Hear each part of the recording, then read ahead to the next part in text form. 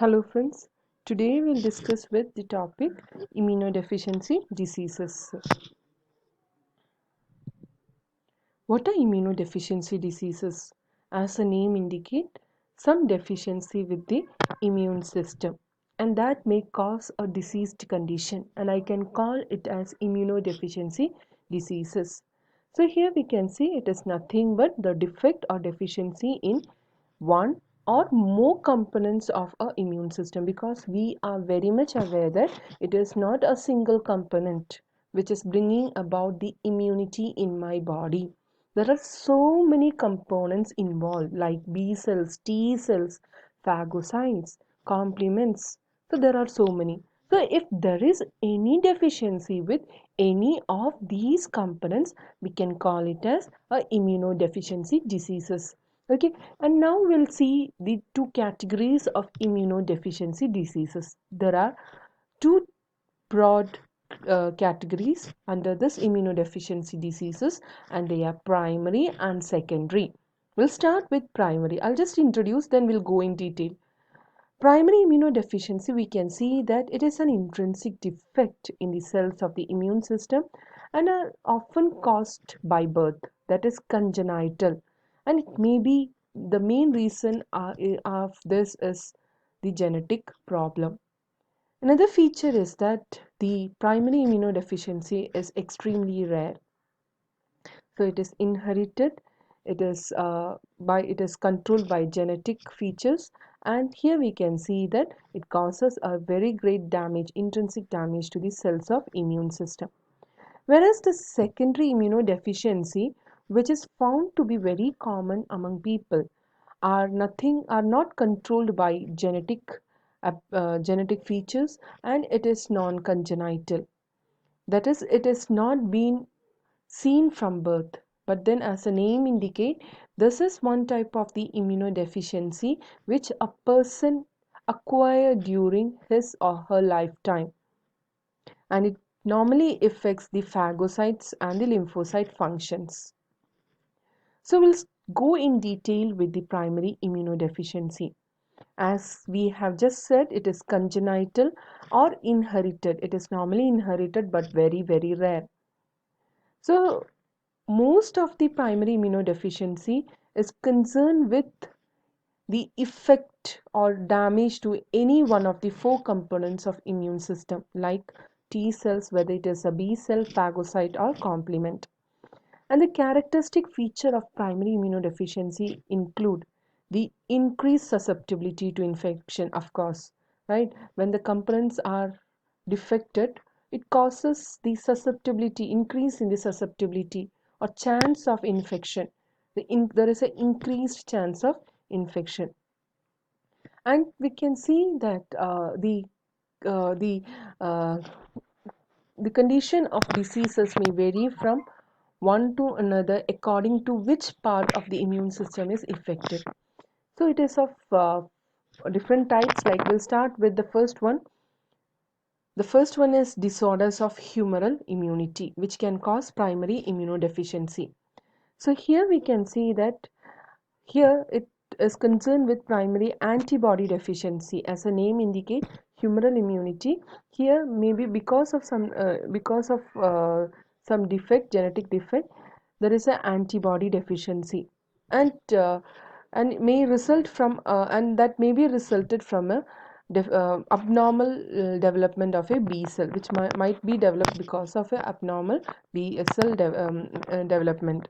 And such person, as just um, we can just think that it may cause a recurrent bacterial infection. And the best example is X-linked EGamoglobinemia, XLA. And the second example is selective IGA deficiency. We'll just see what they are.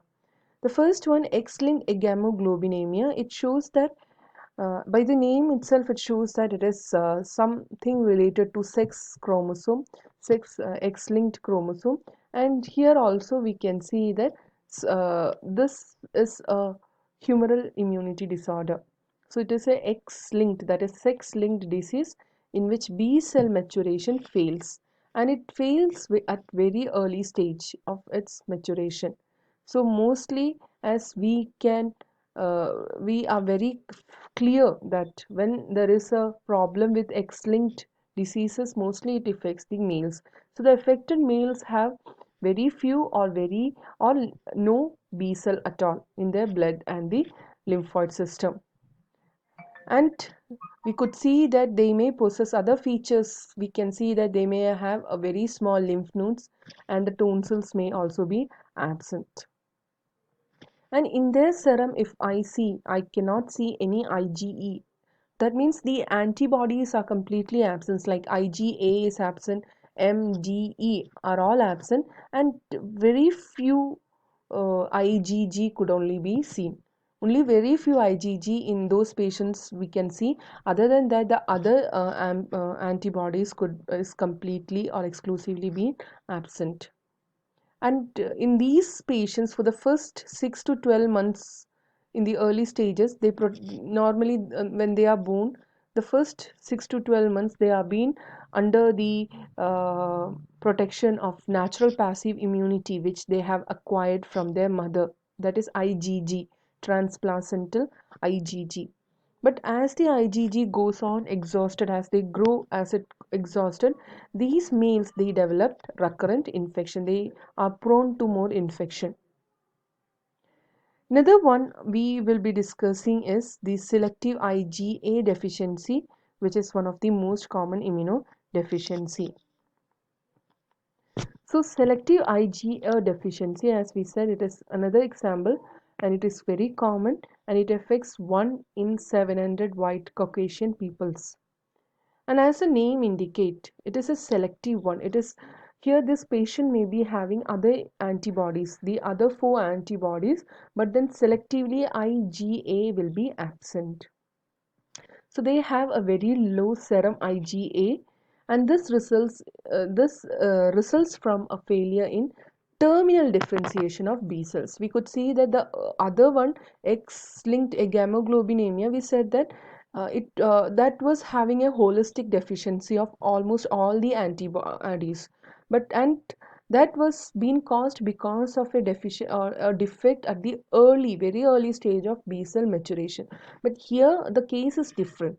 Here there is only a selective absence of IgA, and that is because there is a problem at the last or the terminal stage of B cell maturation or differentiation. And people with this deficiency, they tend to also develop the type 3 hypersensitivity. Most of them are appear to be normal. Some used to have some occasional respiratory issues like and also diarrhea, but then there are very rare cases in patients. They have very severe recurrent infection, which may lead to a permanent damage to the intestine and the airways. Next category of this primary immunodeficiency is the case when there is a disorder in the T cell, or that is the cellular immunity is being having some disorders. So here we can see that mostly result in very severely impaired cellular and humoral immunity. And these patients are more prone to recurrent infections like viral, fungal, mycobacterial, or protozoan infections. And the best example is Dye-George syndrome. Here, what we could see is that the patient lack or have a very poorly developed thymus. And since the thymus is poorly developed or is absent, the patient will be having very few T cells. And this absence of thymus may be related to the defect in thymus embryogenesis, that is the development of the thymus. And this deficiency vary in person to person depending on how badly the thymus is affected. If it is having a least effect means the condition will also be least. And we can see that affected infants have a characteristic feature such as widely separated eyes, they may be having low set ears, they may be having shortened upper lip and all that. And this is also backed by the congenital malformation of heart and the aortic arches. At the same time, these patients, these infants are also been seen to have neonatal tetany. So that is a Dye-Joll syndrome in which there is very few T cell. Another third category of this immune deficiency is combined immune deficiency. Here, as the name indicates, this is a condition where characterized by where there is a lack of both B and T cells. That is when both the humoral and cell mediated immunity is being affected. And the best example, this leads to a condition which we call it as severe.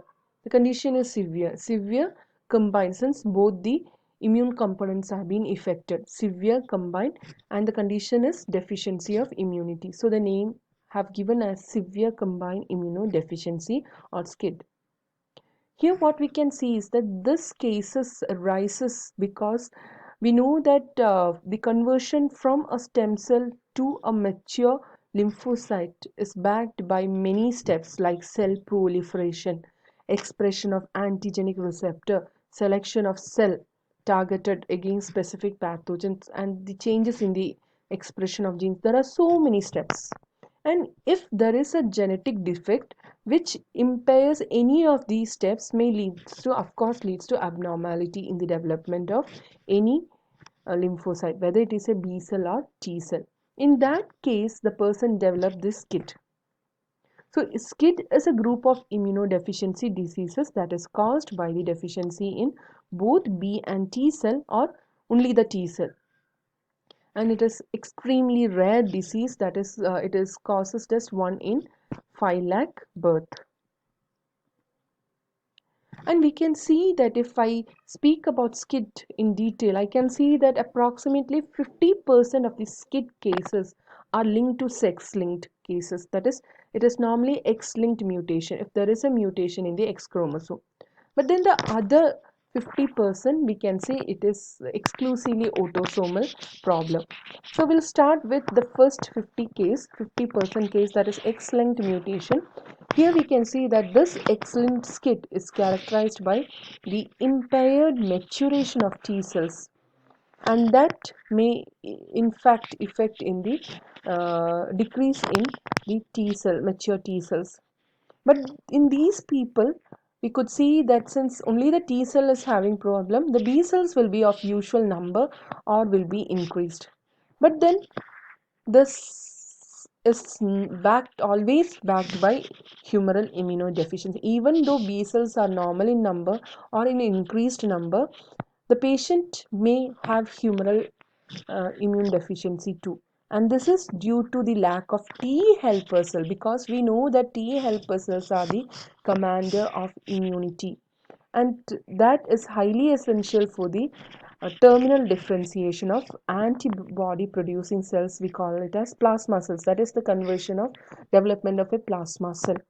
Since helper T cells are absent, this may affect the differentiation of plasma cell, and this in turn will affect the release of antibodies. That means even if it is this condition, the main reason is the impaired maturation of T cell and there is no effect in B cells, but then one way or the other it is also controlling the humoral immunity and causes a great or severe immunodeficiency.